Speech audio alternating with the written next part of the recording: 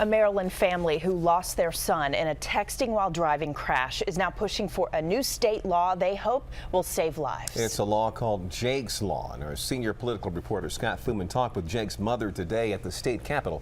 Scott, what would this law mean to their family and the state?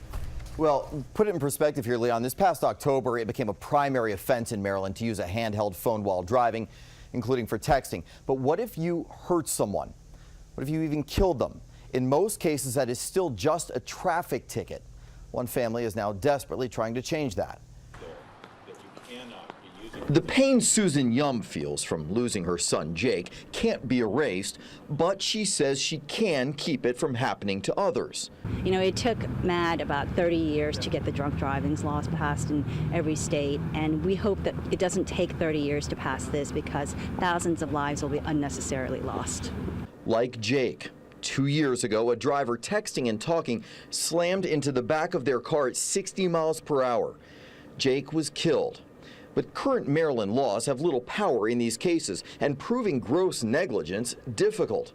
John Cox was the prosecutor. It's disturbing. I mean, here in Jake's case, and taking a life of a very amiable and good little boy, to be able to walk out of a courtroom with a $1,000 fine is just very disturbing.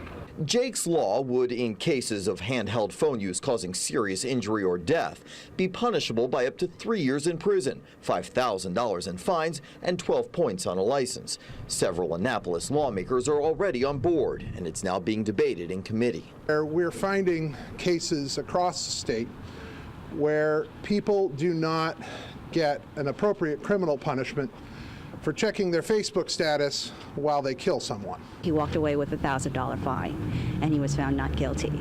And to me, that's not much of a deterrent to the next person who does this. There's no call or a text that is more important than somebody else's life.